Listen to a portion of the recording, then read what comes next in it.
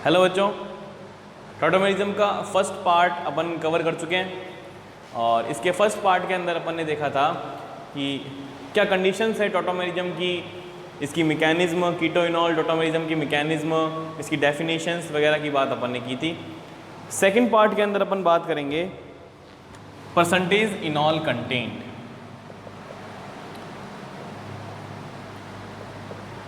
देखो बच्चों, क्वेश्चन पूछता है यहाँ से, क्योंकि कंडीशन वगैरह नॉर्मल सी चीज़ें हर कोई पढ़ भी लेता है और याद भी रह जाती है। अल्फ़ा हाइड्रोजन वगैरह देखना, ये सब अपने को याद रह जाता है। जो अच्छा क्वेश्चन बनता है यहाँ पर वो अपना बनता है इसी परसेंटेज इनॉल कंटेंट से। कैसे क्वेश्चन पूछता है, मतलब क्या है इसका? तो जब अपन कीटोइनॉल टॉटोमेरिज्म की मैकेनिज्म देख रहे थे या फिर अपन कीटोइनॉल टॉटोमेरिज्म को पढ़ रहे थे तो अपन ने ये देखा था कि जितनी भी कीटो फॉर्म थी उन सब को अपन ने इनॉल फॉर्म के अंदर कन्वर्ट किया था। तो हमारा कीटो कितने परसेंट इनॉल के अंदर जाता है, इसका कैसे पता करें, कैसे मॉलिक्यूल्स को कंपेयर करें? हमें वैल्यू नहीं निकालनी, हमें कंपैरिजन करना है। 5 मॉलिक्यूल देके पूछेगा बताओ किसका इनॉल परसेंटेज ज़्यादा होगा। और सीधी सी बात है कि जो स्पीशीज बन रही है उसकी अमाउंट ज़्यादा तब बनती है जब उसकी स्टेबिलिटी ज़्यादा होती है। तो सीधी सी बात है कि हम स्टेबिलिटी से ही क्या कैलकुलेट करने वाले हैं, परसेंटेज ऑफ इनॉल कंटेंट निकालने वाले हैं। यानी इनॉल फॉर्म की स्टेबिलिटी जितनी ज़्यादा होगी, परसेंटेज ऑफ इनॉल कंटेंट आपको उतना ही ज़्यादा मिलेगा। तो मैं लिख सकता हूँ यहाँ पर stability is directly proportional to percentage of enol content. अब जो जो फैक्टर इस स्टेबिलिटी को इफेक्ट करेगा वो सारे के सारे फैक्टर आपके परसेंटेज ऑफ इनॉल कंटेंट को भी अफेक्ट करेंगे। इसकी स्टेबिलिटी जिन चीज़ों पे डिपेंड करती है वो सबसे पहले तो आपके आ गया वही रेजोनेंस। इसके अलावा आप हाइपर कॉन्जुगेशन, आप intermolecular H bonding, aromaticity, inductive effect, ये सारी चीज़ें लगाकर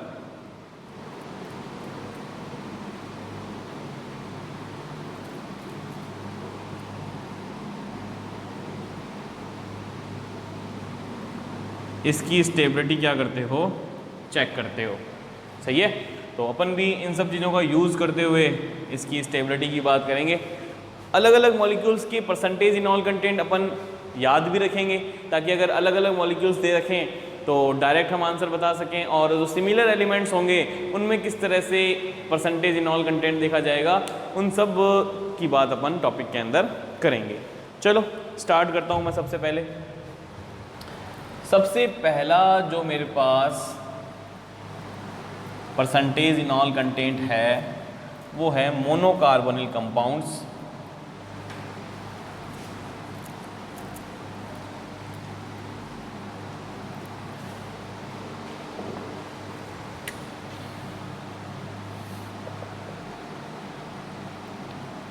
परसेंटेज इनॉल कंटेंट ऑफ मोनोकार्बोनिल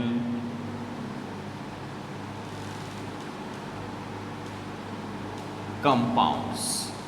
ये मोनोकार्बोनिल कंपाउंड्स आपके दोनों तरह के हो सकते हैं, साइक्लिक भी हो सकता है और असाइक्लिक भी हो सकता है।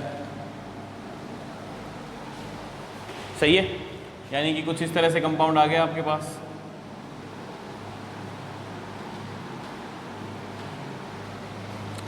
Monocarbonyl compounds. मोनोकार्बोनिल कंपाउंड्स की अगर मैं इनॉल फॉर्म की बात करूं तो इसकी इनॉल फॉर्म बनाते हैं। कैसे बताया था, ये गया था यहाँ पर, ये आगे की तरफ, और ये हाइड्रोजन इस तरफ चला जाता है, आपको मिलता है CH2 double bond CHOH।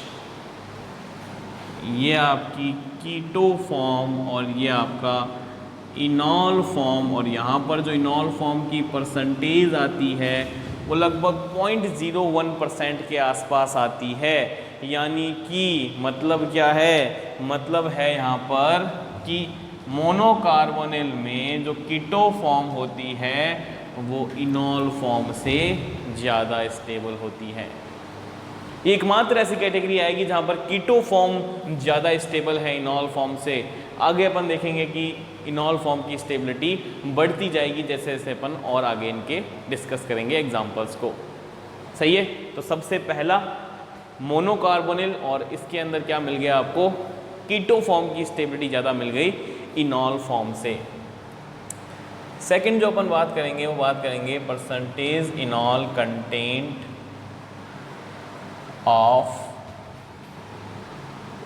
Diketo compound.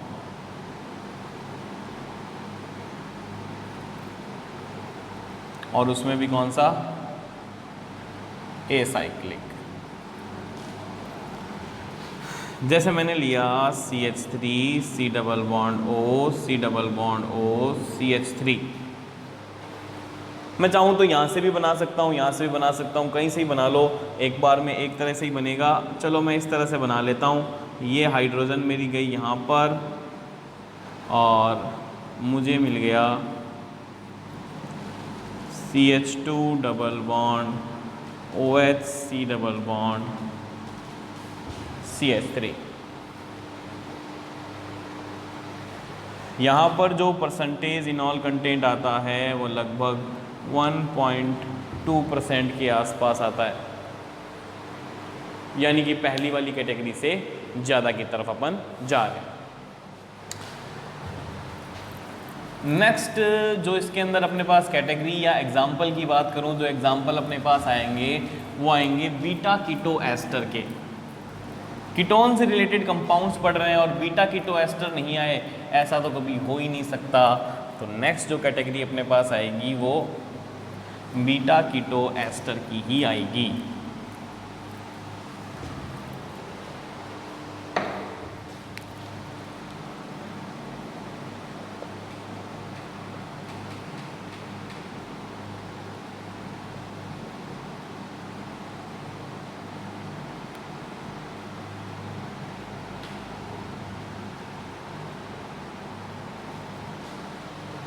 Beta keto ester, सही है। देखो बीटा कीटो एस्टर के अंदर ये अल्फा हाइड्रोजन भी पार्टिसिपेट कर सकती है और ये भी अल्फा हाइड्रोजन है जो कि पार्टिसिपेट कर सकती है टॉटोमेरिज्म के अंदर। और सीधी सी बात है, अगर मैं इन दोनों का कंपैरिजन करूं तो दो कार्बोनिल के जो बीच का कंपाउंड होता है वो आपके एक्टिव मिथाइलिन कहलाता है।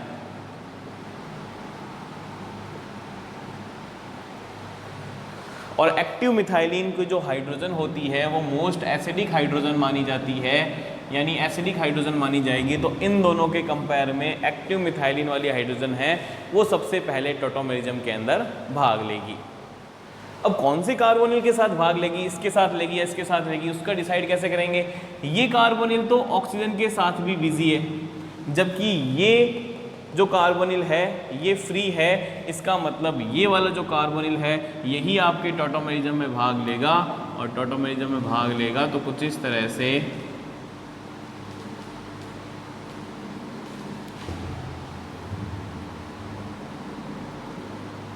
कंपाउंड की फॉर्मेशन करेगा। और यहाँ पर हाइड्रोजन बॉन्डिंग लगेगी इनके बीच में, और इस हाइड्रोजन बॉन्डिंग के कारण इसकी जो परसेंटेज इनॉल कंटेंट है वो लगभग 7 से 8% के आसपास आ जाती है।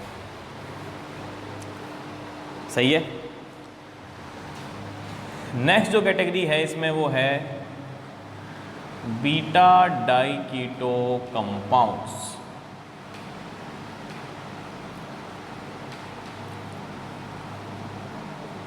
CH3 C double bond CH2 CH3, ये है आपके पास बीटा डाइकीटो कंपाउंड्स। सेम वही, इसके पास भी एक्टिव मिथाइलिन है और ये भी दोनों तरफ से शो कर सकता है। अभी चूंकि दोनों तरफ सिमिलर कंडीशन है तो आप कहीं से भी इसका शो करवा सकते हो।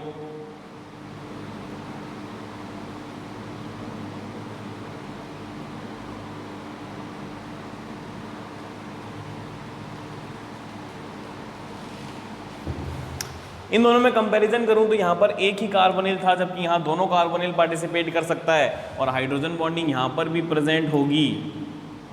तो इसकी जो परसेंटेज इनॉल कंटेंट आपको मिलता है वो लगभग 76-78% के आसपास मिल जाता है। सही है, यानी कि जो आपके बीटा कीटो एस्टर्स हैं उनके कंपेयर में यहाँ पर आपके परसेंटेज क्या मिलती है, ज़्यादा मिलती है। चलो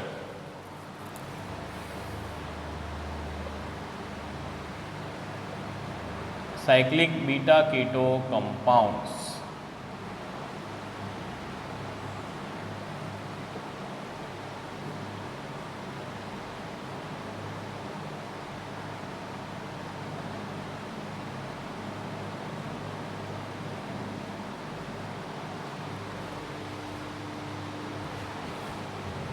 साइक्लिक डाई कीटो कंपाउंड्स हैं, ये भी आपके इस तरह से दोनों तरफ से शो कर सकता है और यहाँ पर भी आपको ये इस तरह से हाइड्रोजन बॉन्डिंग शो होती है और लगभग 95 से 99% क्या मिलता है, इनॉल कंटेंट मिलता है। और जो सबसे लास्ट कैटेगरी है वो है एरोमेटिक इनॉल।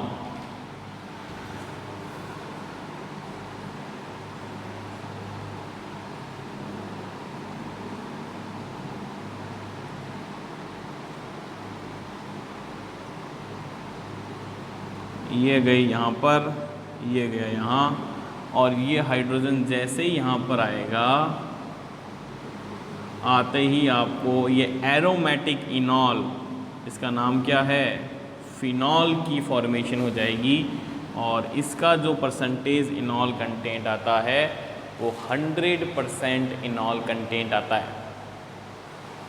सही है, तो इस तरह से ये डिफरेंट कंपाउंड्स के परसेंटेज इनॉल कंटेंट और स्टेबिलिटी हमें क्या मिलती है, ज़्यादा। सबसे ज़्यादा इसका क्यों आया, एरोमेटिक है, सीधी सी बात है, एरोमेटिक है तो इसकी स्टेबिलिटी सबसे ज़्यादा, स्टेबिलिटी सबसे ज़्यादा होगी तो परसेंटेज ऑफ इनॉल कंटेंट भी क्या मिलेगा, ज़्यादा मिलेगा। आई बात समझ में? तो इस तरह से डिफरेंट कंपाउंड्स की अपन क्या बात करते हैं, इनॉल कंटेंट की बात करते हैं। अब कोई भी क्वेश्चंस हो आप कैटेगरी वाइज पहचान लो, सेम कैटेगरी के अंदर ग्रुप्स का अरेंजमेंट देख के देख लो कहाँ पर बिजी है कहाँ बिजी नहीं है कार्बोनिल, उस हिसाब से आप कोई सा भी टॉटोमेरिज्म का क्वेश्चन सॉल्व कर सकते हो। तो ये अपना टॉटोमेरिज्म का पूरा सेकंड पार्ट के साथ कंप्लीट टॉपिक कंप्लीट होता है। आई होप आपको समझ में आ गई होगी चीज़ें। समझ में आ गई तो वीडियो को लाइक ज़रूर कीजिएगा और चैनल को सब्सक्राइब करना मत भूलिएगा।